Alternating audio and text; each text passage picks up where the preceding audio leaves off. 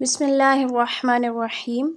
कल की वीडियो में हमने प्रेजेंट इंडेफिनिट टेंस के बारे में सीखा था कि जब आप उर्दू फ़िक्रे के आखिर में बोलें ता ती ते तो वहाँ पर आपको पता चल जाएगा कि ये प्रेजेंट इंडेफिनिट टेंस में आएगा। हमने ये भी सीखा था कि प्रेजेंट इंडेफिनिट टेंस में अपनी आदतें बयान की जाती हैं या ऐसी चीज़ें बयान की जाती हैं जो तब्दील नहीं होती, जो रूटीन में होने वाले काम होते हैं, उनको जब हमने बताना होता है तो हम प्रेजेंट इंडेफिनिट टेंस में बताते हैं।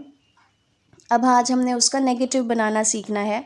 तो इसमें उर्दू फ़िक्रे के आखिर में नहीं ता, नहीं ती, नहीं ते वगैरह आता है। जैसे कि मिसाल के तौर पर कल हमने देखा था मैं दूध पीती हूँ, तो अब इसका नेगेटिव कैसे बनेगा? मैं दूध नहीं पीती। ठीक है।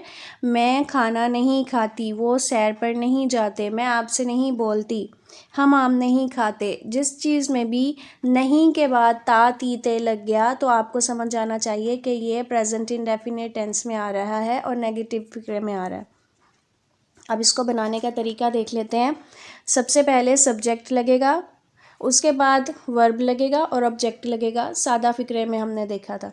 अब नेगेटिव में ये है कि सब्जेक्ट और वर्ब के दरमियान में डू या डज़ लग जाएगा और नॉट लग जाएगा, बाकी सारा कुछ वैसे ही रहेगा। सब्जेक्ट आएगा, फिर डू या डज़ आएगा, फिर नॉट आएगा, फिर वर्ब आएगा, फिर ऑब्जेक्ट आएगा। सब्जेक्ट काम करने वाला था, वर्ब वो था जो काम हो रहा है, और ऑब्जेक्ट वो है जिस चीज़ पर काम हो रहा है। तो सबसे पहले हमने सब्जेक्ट लगाना है, फिर हमने डू या डज़ लगाना है, फिर हमने नॉट लगाना है ये बताने के लिए कि उर्दू के अंदर भी नहीं आ रहा है, और फिर हमने आगे वर्ब लगा देना है। पहली फॉर्म ही लगेगी वर्ब की यहाँ पर भी, और फिर हमने आगे ऑब्जेक्ट लगा देना है। अब यहाँ पर देखें डज़ किधर लगेगा और डू किधर लगेगा। हमने जब प्रेजेंट इंडेफिनिट टेंस के सादा फ़िक्रे बनाए थे तो हमने ही, शी, इट या सिंगल नेम के साथ वर्ब में SEIS का इजाफ़ा किया था। अब वो SEIS का जो इजाफ़ा है वो आपने ख़त्म करके डू के साथ लगा देना है। मतलब ये कि डज़ लगता है ही, शी, इट और सिंगल नाम के साथ, और बाकी सब के साथ डू लगता है। आई, वुई, दे, यू या जमा वाले नामों के साथ जब हमने इस्तेमाल करना है तो हमने डू इस्तेमाल करना है। ही, शी, इट या सिंगल नेम वाहिद नाम के साथ हमने डज़ इस्तेमाल करना है। अब हम इसकी देख लेते हैं बनाने का तरीका। मैं दूध नहीं पीती, मैं सब्जेक्ट हूँ, आई स्टार्ट में आ जाएगा, फिर उसके बाद डू नॉट आ जाएगा, और फिर वही वर्ब आ जाएगा। वर्ब क्या है? पीना, तो ड्रिंक आ गया, और लास्ट में आ जाएगा ऑब्जेक्ट। दूध पिया मैंने, तो ऑब्जेक्ट लास्ट में आ जाएगा मिल्क।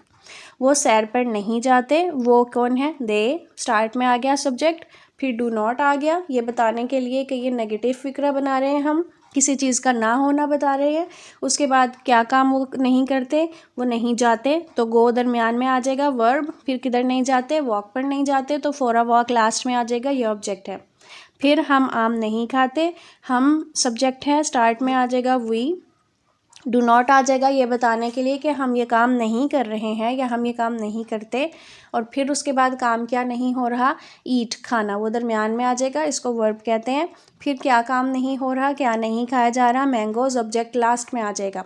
ठीक है। अब मैंने आपको बताया कि वाहिद नाम के साथ आपने डू नहीं लगाना बल्कि डज़ लगाना है। तो अली सेब पसंद नहीं करता, अली सब्जेक्ट स्टार्ट में आ गया, पसंद नहीं करता है वो, तो डज़ नॉट ये बताएगा कि ये नहीं करता, तो वो डज़ नॉट ही उसके आगे आ जाएगा। डू नहीं लगेगा, डज़ लगेगा, क्योंकि अली वाहिद बंदा है। नॉट ये बता रहा है कि ये काम नहीं हो रहा, और क्या नहीं हो रहा? वो लाइक नहीं करता, वो दरमियान में आ जाएगा वर्ब। और क्या लाइक नहीं करता? वो एप्पल्स को लाइक नहीं करता, तो एप्पल्स हमारा ऑब्जेक्ट है, वो लास्ट में आ जाएगा। हानिया स्कूल नहीं जाती, अब ये भी सिंगल नेम है, तो हानिया स्टार्ट में आ गया, उसके बाद डज़ लग गया, क्योंकि हमने कहा वाहिद लड़की, लड़का या जो भी है उस वाहिद अगर अकेला है तो उसके नाम के साथ हमने डज़ लगाना है, डू नहीं लगाना। डज़ आ जाएगा, उसके साथ नॉट आ जाएगा ये बताने के लिए कि ये काम नहीं हो रहा। और क्या काम नहीं हो रहा? वो नहीं जाती, तो वर्ब दरमियान में आ जाएगा गो, और कहाँ नहीं जाती है वो? ऑब्जेक्ट क्या है? स्कूल, तो स्कूल लास्ट में आ जाएगा।